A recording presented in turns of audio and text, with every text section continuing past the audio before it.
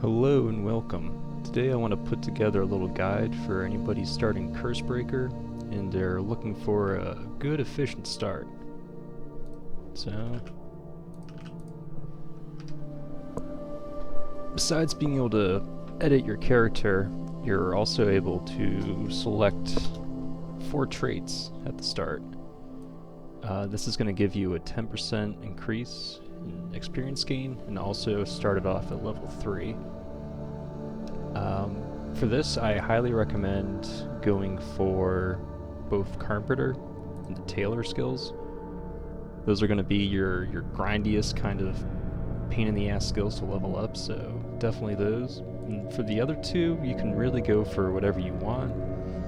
I would suggest going for something like a gathering skill, so woodsman, miner, or fisherman. Any of those will be a good option.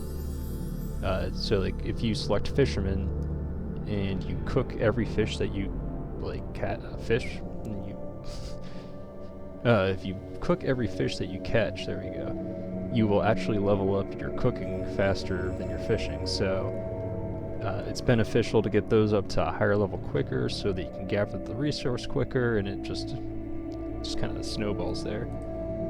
So I'm gonna hop over to my main account. Actually, before I do that, in the tutorial area, you have to pick between 3 families.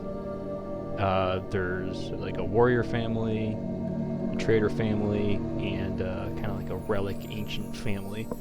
If you go with the warriors, you'll get a sword as a gift. You'll get a bracelet from the traders or a staff from the kind of like historic ancient people. The staff, I think, is a better weapon than the sword. Early game, I think that magic is definitely your best combat to level up. It's going to be effective against almost any enemy until you get to trolls pretty much. They have a pretty good resistance, but I would recommend leaning into magic early on, and then you can kind of get like better weapons and then level the other ones quicker with better methods. But the staff isn't a bad pick is what I'm getting at, but if you want more gold, go with the traders. You'll get a bracelet, and you can sell that for like 170 more gold than the other two. So hopping on over to my main account here, this is where you will be after you finish the tutorial area. And also a quick side note, so let's say you want that staff, you will have it when you start here, but you need to have level 3 magic or sorcery. So make sure, if you pick the sword to get 3 in attack, or if you pick the staff, make sure to get 3 in magic, and then you can use them right off the bat. So first thing you really want to do is level up your alchemy and your woodsmanship or woodcutting there. So you're going to want to get 6 in your woodcutting and 10 in your alchemy. So picking dandelions is a really, really good option when you first start. A lot of potions use dandelions as like a base ingredient, and then even a higher level health potion. So what I do is I pick dandelions to 20, and then I pick sunflowers to 25, and then I make these health potions, and it pretty much gets you to 35. And then from there you're cooking. But anyways, pick these dandelions. You can grab 3 red berries or 9 of them if you really want to, and come on over here and talk to this old dude. Make sure that he's alright, offer to help him out, and come on over here and you can grab all these flowers. And as far as all these mobs, you can kill them if you want.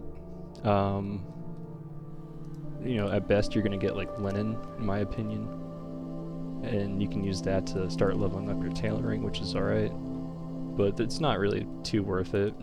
I'd run past them. I'd come into this house, and then there we go, a ring and a hat spawn in this house every 10 minutes. So the hat, not too important, but again, if you're starting off with magic, it's going to be a nice starter hat there. You can get some water if you want to restore your mana. Grab your flowers, and then also over here you can grab some coins. Alright, But so once you've picked all these flowers, all the dandelions, you got some red berries, and you got your ring, I would boogie on down to the Halls of the Dead. So when you're down here, you're gonna have to talk to the necromancer. These ghosts over here, you can kill them. Definitely not bad. You can get a ring of accuracy, which is gonna help you early on, and you can get a staff if you need one, some robes. So not too bad if you want to kill those, but what you really want is over in this little corner here at the northwest. I'm going to pick up these black powder cocktails, grab a vial, or if you grabbed enough red berries, grab 3, make the health potion, and bring it on back to that, like the groundskeeper. So if you don't help him out initially and you go through this whole dungeon, he actually dies. It's pretty sad, so definitely help him out if you can. You'll get some good experience anyways. It's probably like 100 or something. So what I'm gonna do is I'm just gonna kind of cut doing all that just to save time, but so you give him the potion and then you'd run back through this dungeon and each set to run through the whole thing. Definitely loot all the boxes you can. There's a chest in there. You'll have to fix a little bridge. Get that. Get it like a good bracelet. So, and then at the end there's a boss, and he's real easy. You can pretty much just tank him and you should be alright. You'll have plenty of like health potions and stakes if you looted those boxes, and he shouldn't be an issue. But so once you're done in this cave area and you pop on out, you're gonna have to come down here and speak with the necromancer. And then he's gonna show you this hut that he wants, but unfortunately there's like 2 fellows that already live here, so you have to evict them. So once they've been evicted, you can come over here and claim this hut as your own. And a quick tip on the hut, or your houses in general, is I would put your storage chest near the door. That way when you want to bank, you can hit it just a little quicker, and yeah, just make sure the door's open. But anyways, moving on, you have to do his quest before you can move on to like the rest of the world. So head up to the north. There's this monolith. Gonna inspect that, talk to the ghost.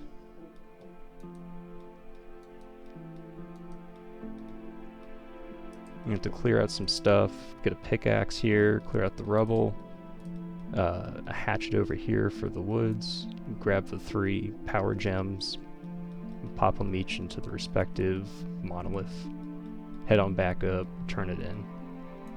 You'll get a depleted gem as a reward. You're going to want to grab that gem, use it on this monolith. The green one will give you 50% defense bonus. This only lasts for like 5-7 seconds or something. It's quick. But these guys hit pretty hard, so I'd recommend though running through them and just getting that chest. You'll be able to get like a level 10 bow and some gold. And the chance you do die, it's not a big deal. You spawn right over here. You can just run back. You have an hour. And if you do die, you don't like lose everything. There's a chance of what you'll lose. So sometimes you lose like half your stuff, and that's being your bag and what you have equipped. Or sometimes you lose nothing. So it's pretty casual. You can die on your way back to your death pile and just have multiple. It's not like Elden Ring or something where you're in trouble. But anyways, once you finish the quest up there, you're gonna have to come in, talk with the necromancer, and he'll tell you want some whiskey and a focusing crystal. From this point, I'd bank everything, and I would just have a pickaxe with me. So I'm sorry, I should have said that earlier. You can mine copper when you're up there. or if not, you can come down over here and you can mine these copper ores. So you want to get up to level 5 mining, I think it is, and you talk to the foreman over here and you'll be able to clear this path out. So once you get this path cleared out, run back over here, and again, you pick your dandelions, go back in the house. Again, it hasn't been 10 minutes for me yet, but if you went through the whole dungeon, did the boss and all the quests, it would have been over 10 minutes. So you can grab the gold, you can grab the ring, and you can go get 3 more of these cocktails. So I do that, and boogie back on over this way. So we're trying to get 6 wood cutting for a skill called pathfinding, which will increase your movement speed outside of combat. So that's a really nice one to get early. The reason we want to get 10 alchemy is because you will get you'll get to pick a trait that will give you herbs when you're skilling, so either wood cutting or fishing. And with these herbs you can increase other XP gains, so it's good to get early. When you're wood cutting, you can bring 4 of the ores up here and make a copper broadsword. That would be for the quest down there. But anyhow, the more important thing is talking to the stable hand here. He will give you a quest for the pack mule horsey. Definitely want to get him. So start his quest, and at this point you want to excuse me, you want to make sure that you have 6 wood cutting, and if you need to, got a hatchet right here, chop some trees and just drop them. And if you have 10 alchemy already, you can rent a horse. If you don't, just run down the road. Oop. That was a misclick. So if you do have the 10 alchemy though, just rent a horse to the stables of the North Haywind stables. If you need to get some alchemy, you can pick the flowers here. You can see on the mini map, you can really zoom it out, see what you can grab.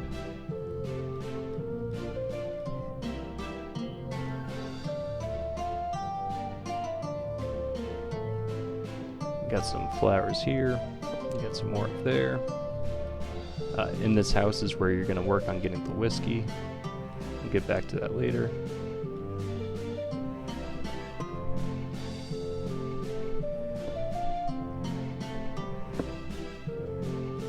So right here at this armor shop, when you first get there, talk to the guy, and you can get measurements, right? And if you're patient, you'll get, what is it, like +4? Yeah, all resistances by 3. So that's definitely a good one to grab early. But anyhow, the reason we came up here was to grab another ring. Alright, so in this chest you'd get your, 3rd ring. Should have 2 of these silver rings and that one like sapphire ring. Should have your bracelet if you picked that for the gift. And then 6 of these cocktails. So this game, you can sell anything you want to the general store, right? But if you actually go to the shop, you can get more for it. So, and it only works if they sell that item at the shop. So at a general store, this ring would give you 108 gold, right? But here you're gonna net 816. So go ahead, sell off your 3 rings, and come on down here to the general store.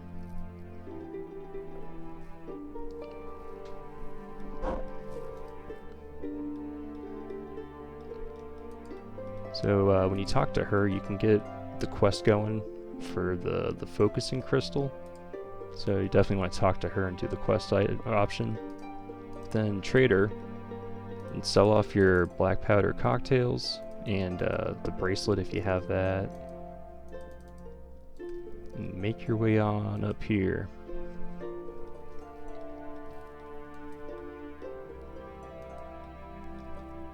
So in this topmost magic shop, you can buy the teleport to Haywind. Grab that for sure. So that'll be 1800. And in this tower here, there's a bunch of skill books at the ground floor. So get some free XP. Alright, and then with the rest of your money, gonna head on over here to these are the trainers. They'll give you basically perks for leveling up. And this is also where you're gonna spend a lot of your money. So first of all, the woodsman guy, go ahead and grab Novice Lumberjack. I'll give you a Pathfinder. Plenty of skill books here. And then also on this third floor here, if you talk to the alchemy trainer, this is why you wanted 10. I would recommend going with the one with the fishing. I don't know, it's easier, I think, picking up herbs while you're fishing versus wood cutting, especially if you're like getting acorns, and later on you unlock stuff for firewood. So alright, so you got your teleport and you got your initial traits. If you have any extra money at this point, you can go ahead and spend it with any skill that's over level 6. So if you want to do like the mining trainer, if you have 6 instead of 5, you know, go ahead and do that. Alright, so what we need to do next is unlock Horsey.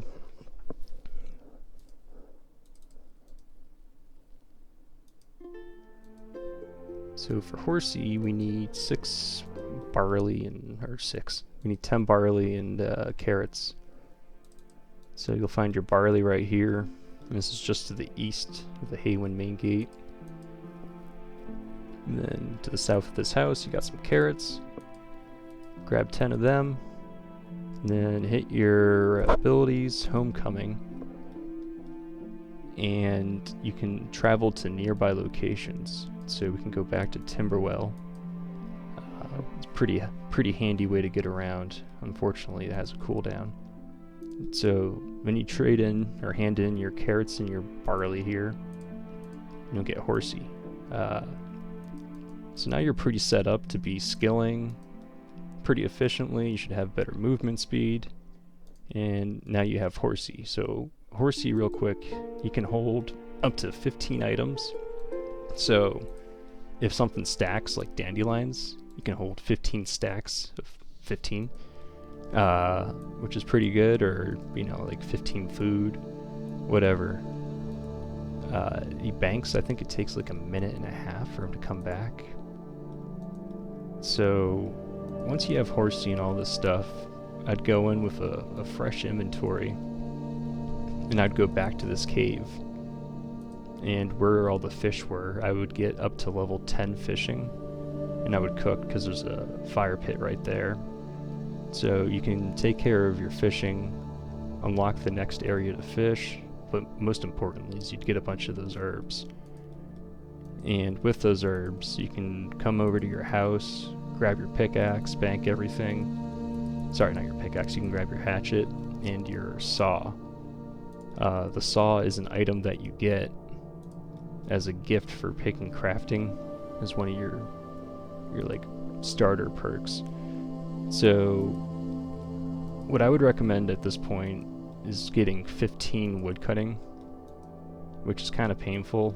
You'll be here for a little bit, but basically the cycle I would do is run over here. You can aggro a ghost and some zombies, chop your trees, and this isn't like RuneScape where so you can do actions while you're being attacked, or perform actions, so it won't stop you from like cutting trees. You won't have to keep on clicking, so you can start training your defense pretty easily that way.